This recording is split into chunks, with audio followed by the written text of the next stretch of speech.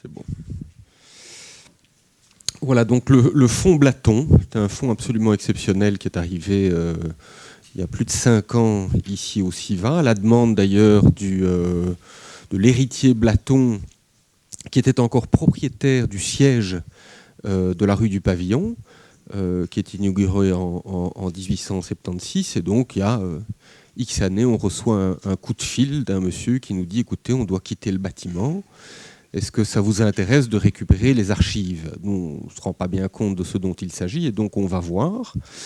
Et c'est les archives d'une entreprise qui a commencé son activité en 1865. Donc certes, à l'époque, c'était un simple magasin de vente de matériaux de construction, mais une entreprise qui a perduré quand même très très longtemps, puisqu'elle existe encore aujourd'hui. Et donc les archives en question, c'était grosso modo les archives de ce qui a été produit par les entreprises Blaton successives à partir du tournant du siècle jusque dans les années 60.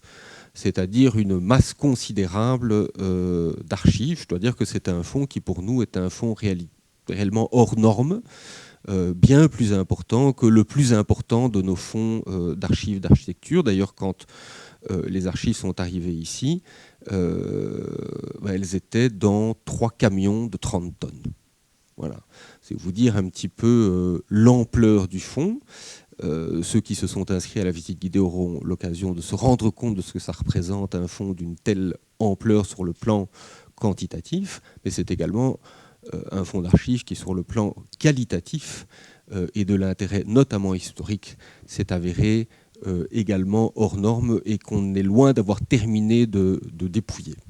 Alors, un petit mot sur les tout débuts de l'entreprise, c'est-à-dire les 35 années qui s'écoulent entre la première apparition d'une entreprise Blaton en 1865, mais je le redis, c'est un simple, entre guillemets, magasin de vente de matériaux de construction situé au 120 rue du Trône à Ixelles, qui va progressivement s'étendre et créer des filiales un peu partout en Belgique. Mais curieusement, si j'ose dire, l'entreprise de construction à proprement parler démarre en 1876 avec l'acquisition de ce bâtiment, donc dans le Bad Schaerbeek, rue du Pavillon, le long des voies de chemin de fer. C'est une brasserie qui n'a jamais fonctionné comme brasserie. En fait, le projet est tombé en faillite. Il est tombé dans l'escarcelle de la banque Nagel-Makers qui en était le propriétaire. Et c'est à la banque Nagel-Makers que Blaton a racheté l'entreprise, qui propose, confère les catalogues dont on dispose de l'époque, des ouvrages hydrauliques, des matériaux de construction, on vend toujours des matériaux de construction à la rue du Pavillon, et des travaux d'enrochement. Tout ça pour vous dire que pour ce qui est de documenter à partir d'archives l'activité de Blaton à cette période-là, en fait, il n'y a pas grand-chose dans le fonds d'archives à proprement parler. Il faut se baser sur des catalogues, des listes de prix, des annonces publicitaires, les annuaires de la ville de Bruxelles et autres almanachs pour, par déduction, savoir ce que Blaton réalisait à l'époque. Il n'y a quasiment rien comme travaux réalisés dans les archives à proprement parler. Alors, l'étape suivante, Bernard Espion l'a mentionné, c'est 1895. Là, on dispose de ce qu'on appelle une liste de prix d'une entreprise qui s'appelle désormais Ciment et Béton, anciennement Maison Blaton-Aubert, et qui, là, explicitement propose des travaux publics en béton aggloméré et production de pierres artificielles. À partir de ce moment-là, on commence à non seulement savoir des choses sur ce que fait Blaton, mais on commence aussi à avoir des traces dans les archives qui nous ont été léguées. Ça ne veut pas dire qu'il n'y a pas de traces ailleurs dans d'autres archives que nous ne connaissons pas encore pour le moment, mais dans le fonds d'archives à proprement parler, il faut vraiment attendre le tournant du siècle pour commencer à avoir des traces de ce que Blaton a réellement réalisé. Alors, vous avez vu le père fondateur, voilà, tout à l'heure, c'est lui, Adolphe Louis. La maison s'appelle Blaton-Aubert parce qu'elle est co-créée avec sa femme Adèle Aubert.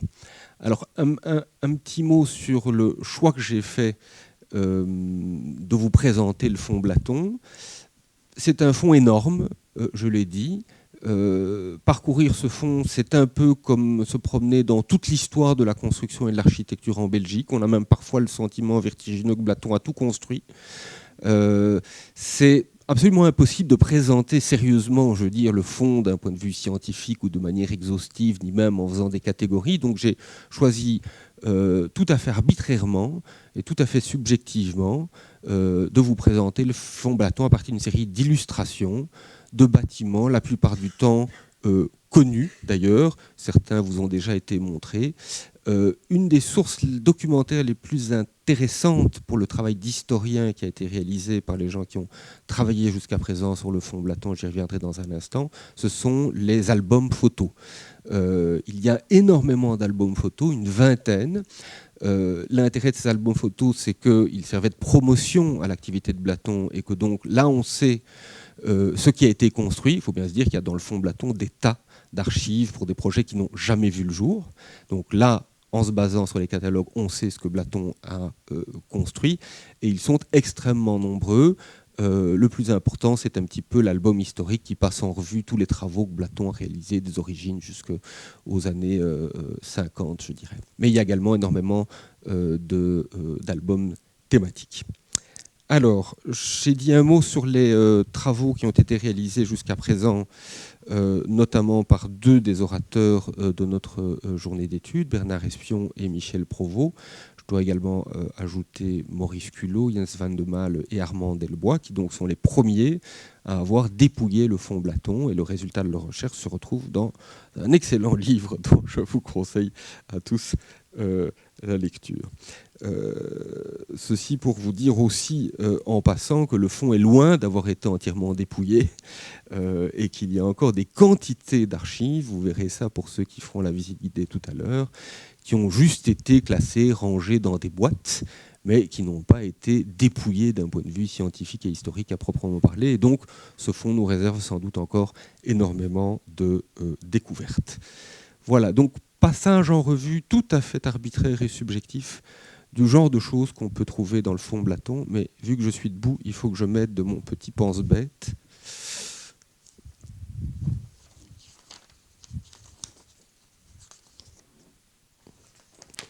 Alors d'abord, à quoi ça ressemble quand ça arrive? Voilà. J'ai dit 3 x 30 mètres cubes quand même, hein, c'est énorme. C'est emballé comme ça. Il faut savoir pour ceux qui ont déballé les fonds, je ne sais pas si ça a été le cas de Bernard et Michel, mais on a eu l'énorme surprise de voir que les employés de Platon se servaient pour emballer les fonds d'archives, et notamment de plans du Palais des Beaux-Arts dessinés par Horta et signés par Horta. Voilà. Donc ça, assez étonnant. Voilà, donc ça se présente comme ça. Donc vous imaginez un peu le travail de dépouillement, de classement.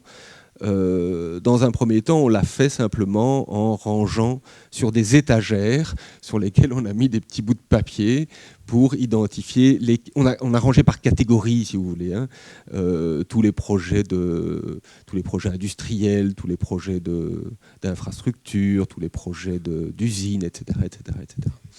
Et puis progressivement, comme ça, après avoir fait ce premier classement, on est allé un peu plus loin dans le dépouillement.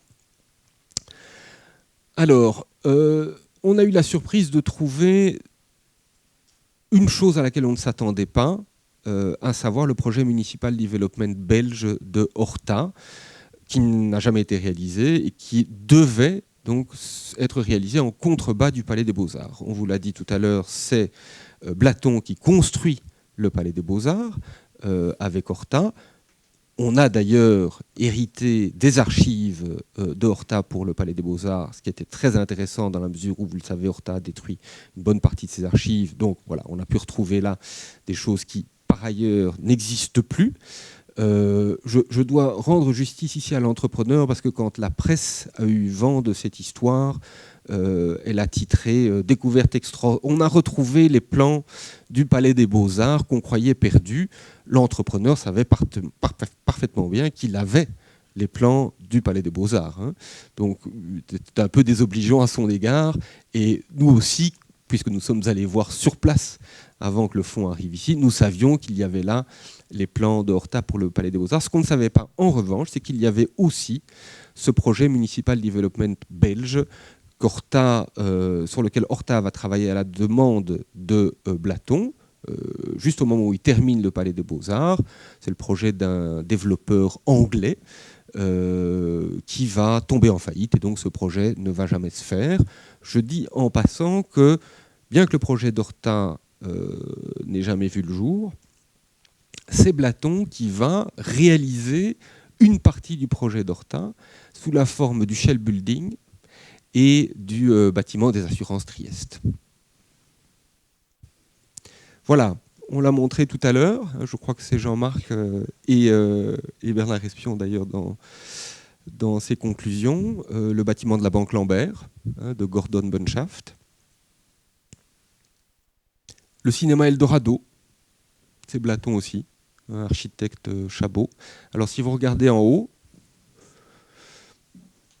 voilà, tout en haut là, vous avez Blaton-Humbert, rue du Pavillon, Bruxelles, et en dessous les fameux Pieux Vibro, pour lequel Blaton avait créé une société à part entière intitulée Pieux Vibro, située 2 rue Stephenson, mais en fait c'est dans le même site. Le bâtiment Citroën, voilà, là aussi c'est Blaton, architecte donc du Mont et Van Gehuchten. Alors, là, vous reconnaissez les 2 bâtiments jumeaux de Jean-Jules Egurix, au Square de Meus. Vous allez voir une petite chose amusante. On a découvert dans le fonds Blaton consacré au Congo, puisque Blaton intervient énormément au Congo, à partir des années 1950. Il reste là d'ailleurs après l'indépendance. C'est une partie considérable du fonds sur lequel les auteurs du livre n'ont pas travaillé, mais qui a par ailleurs été dépouillé par un doctorant sous la direction de Johan Laguet. Et donc, il y aura une publication sur cette partie-là, pas exclusivement sur cette partie-là, mais sur la construction belge au Congo, et notamment sur ce que le fonds Blaton recèle. Alors, on a trouvé cette photo assez étonnante d'un bâtiment d'Ongré plus 6 niveaux, à l'avant-plan des arbres et une végétation qui a l'air plutôt européenne, mais si vous regardez bien à l'arrière-plan, vous avez des palmiers. Et donc, on s'est dit, voilà, c'était un projet de Blaton pour le Congo. Sauf que, attention, donc c'est du photoshopage avant la lettre. Donc sur les 8 niveaux du socle, on en a retiré 2, il n'y en a plus que 6.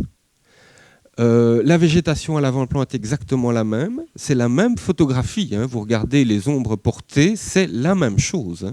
Mais si vous regardez bien à l'arrière, il y a l'alignement de maisons du Square de Meus, enfin de l'arrière du Square de Meus, qui a été photoshopé et remplacé par des palmiers. On ne sait pas si le bâtiment a jamais été réalisé, mais enfin, déjà à l'époque, en tous les cas, Blaton ne se foulait pas. Il est allé reprendre le bâtiment Egurix, il a coupé une partie, il a mis des palmiers derrière. Voilà, une série étonnante et très belle d'un point de vue esthétique de châteaux d'eau, dans tous les styles possibles et imaginables. Ce qui me permet d'aborder une question que Rika de Vos développe dans son article sur Blaton et l'architecture, à savoir qu'il n'y a pas d'architecture Blaton. D'ailleurs, Blaton, dans les années 60-70, a souvent été synonyme de non-architecture. On parlait à propos d'une architecture basique quelconque, d'une architecture Blaton, de style Blaton. On voit bien avec les architectes avec lesquels Blaton a travaillé, en tous les cas dans l'entre-deux-guerres, qu'il y a des choses extraordinaires avec des architectes de grand talent, mais c'est le fruit du hasard ou d'un concours de circonstances où on fait appel à un architecte parce qu'il est très en vue et qu'en termes d'image, il apporte une plus-value. Mais il n'y a aucune politique architecturale, si vous voulez, qui permettrait d'identifier ce que fait Blaton sur le plan architectural, même si Blaton fait des choses extraordinaires. Évidemment, l'histoire de l'architecture a tendance à ne retenir que ce qui est extraordinaire et à passer sous silence ce qui a moins d'intérêt. Moi-même, je ne suis pas occupé à vous montrer des choses qui ont moins d'intérêt. Bon, mais ça donne une image un peu tronquée, évidemment, de ce que faisait Blaton.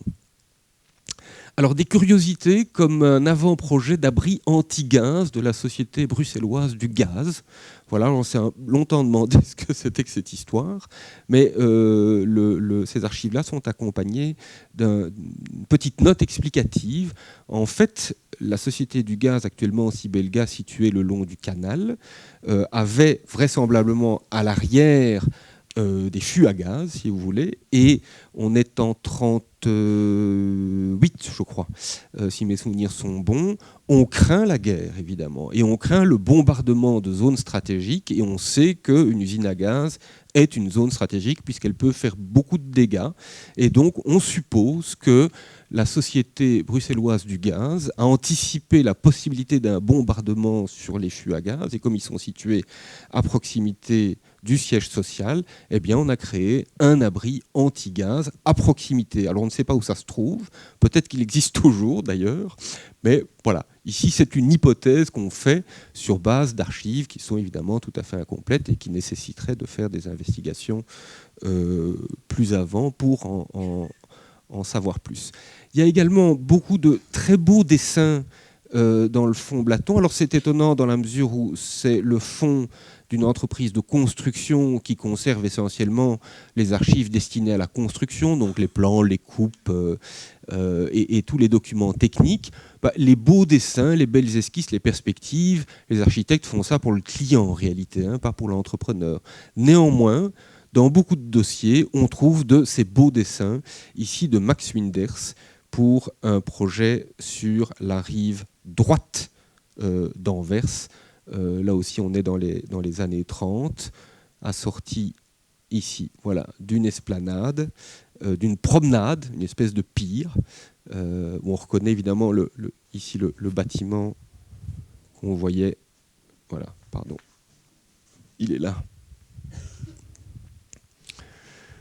Voilà, alors un projet de casino à Blankenberg de Steinen, excusez du peu, très beau dessin également.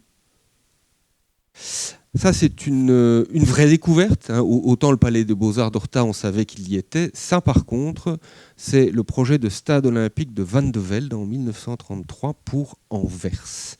Donc, on savait que Van de Velde avait travaillé à cela. On ne sait pas très bien dans quelles circonstances. Donc, ça mériterait que des historiens se penchent là-dessus et aillent voir les archives de la ville d'Anvers. L'hypothèse qui a été faite dans le livre, c'est que Camille Huysmans, bourgmestre d'Anvers, et par ailleurs ministre de l'Éducation qui avait placé Van de Velde à la tête de la Cambre, aurait demandé à Van de Velde de lui proposer un projet pour permettre à Anvers de participer aux Jeux Olympiques de 1936. Mais c'est une hypothèse qui doit être vérifiée en allant regarder dans les archives de la ville de Bruxelles les décisions du conseil communal. Toujours est-il que ça nous a permis de voir pour la première fois, ça n'avait jamais été vu précédemment, les projets de stade olympique de Van de Velde, voilà, et notamment ces deux-ci. Faut bien se dire qu'on est en 1933, à peu de choses près, on se dit qu'il y a moyen de présenter dans le cadre d'un concours d'architecture actuel ce projet et que ça pourrait passer. Alors, on a parlé des grottes, des rocailles, des enrochements. Ça aussi, c'est une curiosité qu'on a trouvée dans le fonds Blaton. C'est donc un projet de grotte, mais c'est une grotte en fait plate, si vous voulez, quasiment bidimensionnelle, destinée au bureau de M. Blaton lui-même. Voilà. Donc on suppose, alors la taille est quand même assez impressionnante, on suppose qu'on peut rentrer dedans, on ne sait pas où on va par derrière, ou alors on arrive par derrière et on rentre dans le bureau, mystère. Voilà, très beau document. Voilà. Et alors je vais poursuivre, mais je vais un peu accélérer le rythme, comme ça on va gagner un peu de temps, et puis il y a beaucoup de choses qui ont déjà été dites par Bernard Espion sur la dimension ciment, béton armé, béton précontraint, donc le rôle majeur de Blaton dans l'histoire du matériau et des techniques de mise en œuvre de ce matériau à l'échelle belge et à certains égards internationale. Beaucoup de renseignements d'ailleurs se trouvent dans des plaquettes de présentation. Ceci est la plaquette de présentation pour le béton précontraint. Alors si on fait les choses un peu chronologiquement, ça c'est une image que vous avez déjà vue, beaucoup de statues, hein. Donc Bernard Espion l'a dit, c'est les 200 statues commandées par ce millionnaire américain.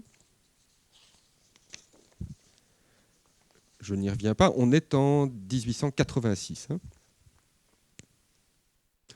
Voilà, alors la première utilisation du béton armé dans les archives Blaton, c'est un plancher pour la propriété d'un monsieur Marlière à Jette-Saint-Pierre. On est en 1907. La salle Henri Leboeuf, la coupe donc, de la salle, qui est donc une charpente en béton, très intéressant parce que, alors, Horta lui-même parle beaucoup de ses relations très positives avec Blaton dans ses mémoires. Dans le fonds d'archives, il y a des traces d'un échange, si vous voulez, entre Horta et Blaton, au terme duquel Blaton convainc Horta d'utiliser le béton pour la voûte donc, de la salle Henri Leboeuf, ce qui va permettre de lui donner cette forme ovoïde qui est très intéressante sur le plan acoustique. Je vous rappelle que Eugène Ysaÿe avait un peu participé à l'élaboration de cette salle de musique pour essayer de rendre l'acoustique la plus performante possible. Voilà, on en a parlé, je n'y reviendrai pas. Juste pour vous dire que Blaton, en matière de pieux, va jamais vraiment innover, mais il va faire grosso modo ce qu'il fait à chaque fois, sauf, je dirais, pour le béton précontraint par post-tensioning, c'est-à-dire qu'il va améliorer des brevets existants. Voilà, pour pouvoir les commercialiser et parfois concurrencer son voisin. Je crois que Bernard ne l'a pas dit par respect pour je ne sais pas qui, mais c'est Francky qui est quand même le grand inventeur des pieux. Et donc c'est un concurrent de Blaton, et donc Blaton va essayer de le concurrencer en mettant sur le marché le pieu Robur. Mais voilà, c'est pas tout à fait le même, il y a des innovations, c'est intéressant, mais c'est vraiment purement concurrentiel parce que le pieu Francky marche très très bien un peu partout dans le monde et que voilà, Blaton est dans la concurrence avec les autres entrepreneurs. Le premier pieu qu'il commercialise, c'est le pieu Simplex, c'est au tournant du siècle. Le pieu Robur qui suit évidemment et qui concurrence le pieu Francky. Et puis alors il y a la création de la société Pieux Vibro, voilà, dont vous avez un essai de mise en charge ici de 130 tonnes. Alors, la première application du béton précontraint, c'est le pont du Miroir, sur la jonction Nord-Midi, avec des tabliers de pont de 20 mètres de portée. Voilà. Hop, petit croquis du bureau, pont expérimentaux de la rue du Miroir, joint à la note de M. Basse, l'ingénieur. Voilà, vous voyez ici les dalles en précontrainte. Voilà, inauguration du pont du Miroir avec ces messieurs. Il n'y a pas de femmes. Hein. Je ne sais pas, on sait qui est qui, Bernard? Il y a Blaton, Maniel. Non. Il y a Baz qui est à l'avant-plan. Ah oui, d'accord. Voilà. Alors, petit croquis très intéressant qui met en évidence les avantages comparatifs de la poutre en béton précontraint avec la poutre en béton armé. Je ne sais pas si on arrive à lire ici, mais alors, cube de béton nécessaire, et puis on compare à cube de béton nécessaire. Donc évidemment, beaucoup moins de béton, poids d'acier nécessaire, pareil, beaucoup moins, et ainsi de suite, coffrage néant. Donc ici, ce qui est clairement mis en évidence, c'est l'avantage concurrentiel, notamment sur le plan commercial, puisque ça coûte beaucoup moins cher et que ça permet de faire énormément d'économies de matériaux. Il faut rappeler que les principaux essais que fait Blaton en matière de précontrainte, c'est pendant la guerre. Et pendant la guerre, il y a pénurie de matériaux. Et donc c'est ça, évidemment, qui pousse Blaton à développer ce genre de technique et qui va lui donner une avance concurrentielle sur ses concurrents après la guerre. C'est d'avoir expérimenté tout ça juste avant la guerre. Enfin, pendant la guerre, pardon. Voilà. Établissement d'absence, on en a parlé. Ça, je passe. Je voulais juste dire pour les établissements d'absence, parce que les chiffres, je trouve, sont quand même impressionnants. Voilà, c'est des silos de 8 mètres de diamètre, de 16 mètres 72 de hauteur et de 12 cm de paroi.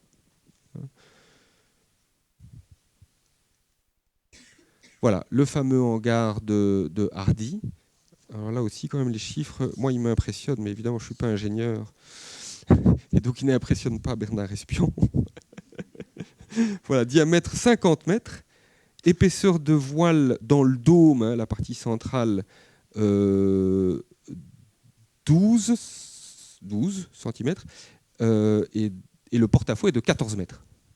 Voilà, c'est quand même impressionnant. Bon, la photo est très belle, évidemment.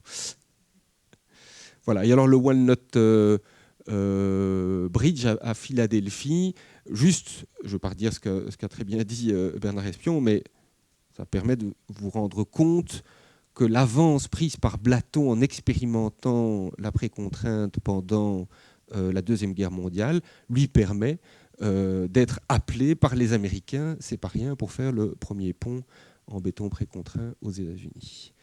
Voilà. Et alors le fameux pont de Sclin au-dessus de la Meuse, voilà. C'est le premier pont continu à 2 travées en béton précontraint. On est en 1949. Une toute dernière curiosité, Blaton fait très très peu de maisons unifamiliales, qu'elles soient entre mitoyens à 3 ou à 4 façades. Je ne sais pas si vous reconnaissez ça. C'est la maison de verre de Paul-Amaury Michel, hein, rue Jules Lejeune. On ne sait pas très bien ce que ça fait dans le fond Blaton. Ce n'est pas du tout le genre de choses que fait Blaton.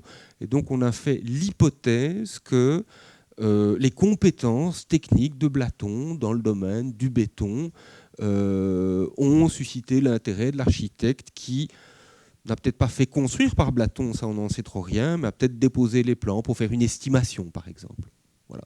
Il y a comme ça beaucoup de projets qui sont dans le fond Blaton sans qu'on sache très bien pourquoi ils y sont. Et souvent, l'hypothèse la plus vraisemblable, c'est ça, c'est un estimatif.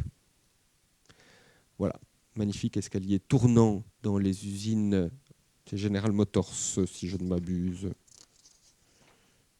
Ouais, on est en 48, toujours en béton précontraint. Voilà. Et je terminerai avec ce petit aperçu de la famille Blaton, dont vous avez la généalogie à gauche.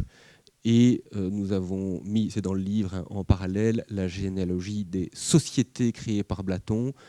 Il faut bien se rendre compte qu'en fait, les sociétés se démultiplient à chaque génération parce qu'ils ont une manie dans cette famille, c'est que les parents créent une nouvelle entreprise Blaton pour chaque enfant. Et ainsi de suite. Voilà. Alors, juste un dernier mot, presque épistémologique, si vous voulez. Le fonds Blaton, évidemment, je le disais, un fonds hors norme, et c'est rarissime de pouvoir accueillir un fonds pareil, et on a déjà commencé d'y travailler. Il faudrait faire attention à ne pas opérer une espèce de distorsion historique et à penser, comme moi j'ai parfois tendance à le penser, que Blaton a à peu près tout fait. La raison pour laquelle ce fonds est si important, c'est tout simplement que Blaton est resté une entreprise familiale. De toutes les grandes entreprises de construction belges, les Franquis, les Debal, les compagnies François d'entreprise qui est devenue CFE, plus tard de Lens et compagnie, il n'y en a qu'une qui est restée familiale jusqu'à aujourd'hui, hein, sous la forme de CIT Blaton dirigée par Sophie Leclerc. Et c'est très vraisemblablement le fait que ce soit resté une entreprise familiale qui a fait que la famille a conservé les archives. Et c'est donc probablement le seul fonds d'archives d'une entreprise de construction qu'on ne pourra jamais réunir dans une telle intégrité temporelle. Alors évidemment, comme on va beaucoup y travailler, ça risque de donner l'impression qu'ils ont tout fait. Mais il ne faudrait pas oublier, évidemment, que tout à fait contemporain de Blaton, il y a Debal qui démarre à peu près au même moment et qui d'ailleurs plutôt que Blaton se lance dans la construction à proprement parler, puisque je le rappelle, on fait remonter évidemment Blaton à 1865, mais ce n'est jamais qu'un magasin de matériaux de construction. Donc attention à cet